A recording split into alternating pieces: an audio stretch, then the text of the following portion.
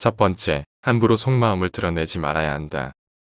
침묵하고 말이 없는 사람을 만나면 나 또한 마음을 열어 보이지 말아야 한다. 성을 잘 내고 참을심이 가득한 사람을 대할 때는 입을 다물어야 한다. 모든 사람에게 속마음을 터놓고 지내려는 생각은 경솔하다. 상대의 마음을 전혀 알 수 없을 때 순진하게 자기 속마음을 드러내면 낭패를 당할 수 있다. 자기중심적이고 남의 말에 귀를 기울이지 않는 사람에게는 나에 대해 너무 많은 말을 해서는 안 된다. 나의 말에 공감할 준비가 전혀 되어 있지 않기 때문이다. 그런 사람에게는 내 마음이 공감의 대상이 아니다. 그저 하나의 사실이고 다른 정보를 얻기 위한 거래의 대상이나 판단의 대상이 되어버릴 수 있다.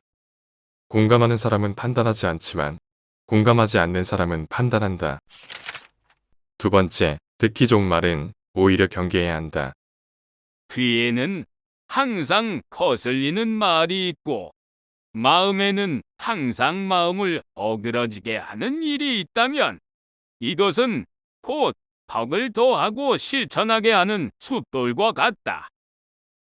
만약 들리는 말마다 귀에 듣기 좋고 일어나는 일마다 마음에 흡족하면 이것은 인생을 침새의 강한 독 속에 묻어버리는 것이다.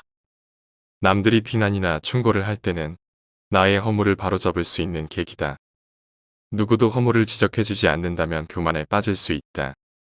또한 그 지적이 그저 무례하기만 한 것이라도 도움이 된다. 상대가 지적한 이유와 심리를 숙고하면서 그의 고정관념은 무엇인지 나는 그런 면이 없는지를 성찰할 수 있다. 일이 뜻대로 되지 않을 때야말로 인생을 점검하고 성장할 수 있는 기회다. 모든 일이 순조롭다면 자신을 돌아보지 않는 교만에 빠진다. 세 번째, 남과 더불어 살아가라.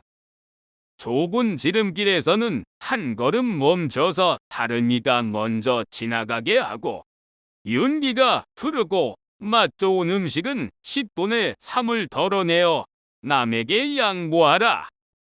이것이 세상을 지극히 즐겁게 살아가는 방법이다. 사람은 경쟁만 하면서는 살아갈 수 없다. 양육강식, 오승열패와 같은 말은 우리가 살고 있는 세상의 성격을 설명해 주기는 하지만 그것이 전부는 아니다.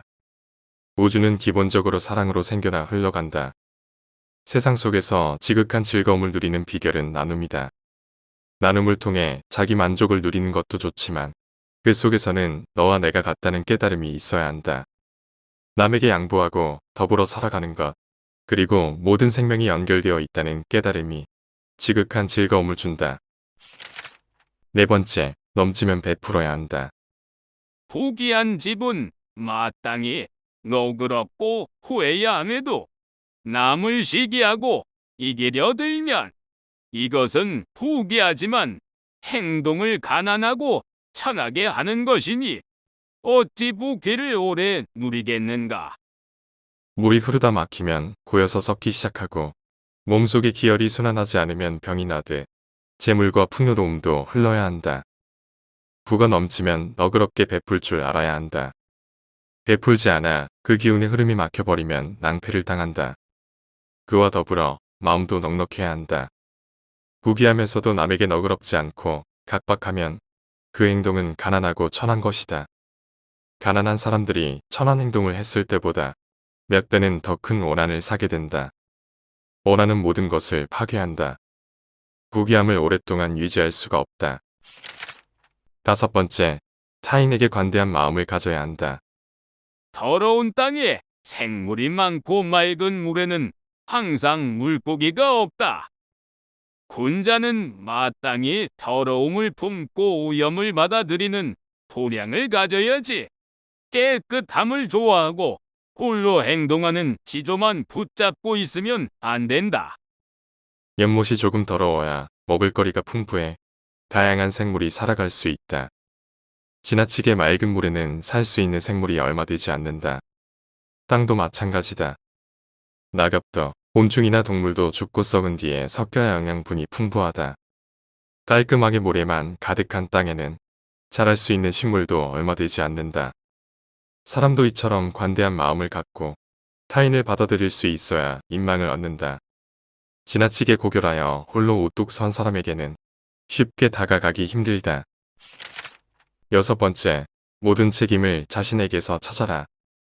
자기에게서 원인을 찾는 사람은 만나는 일이 모두 약과 침이 되고, 남을 탓하는 사람은 일어나는 생각이 날카로운 창이 된다.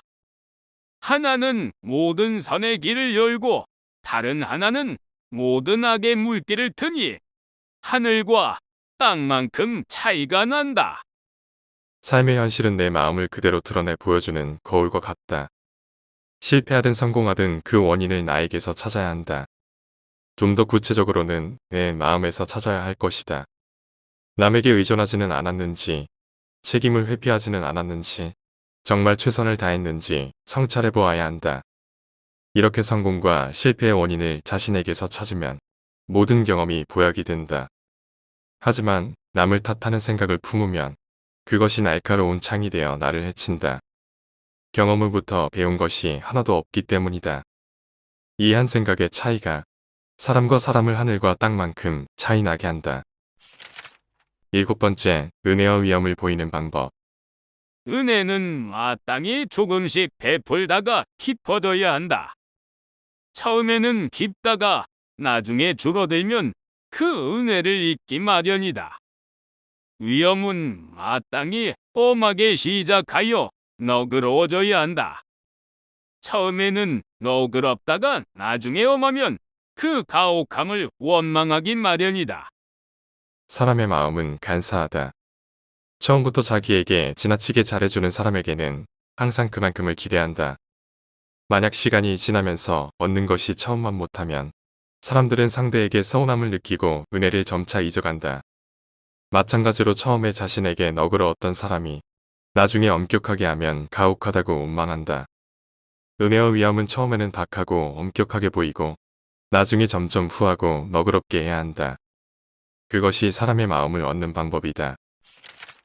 앞의 내용은 임성훈 작가가 지은 책 살면서 꼭 한 번은 책은담의 일부분이다. 책은담은 세상, 사물, 인간을 어떻게 바라볼지에 대하여 말한다.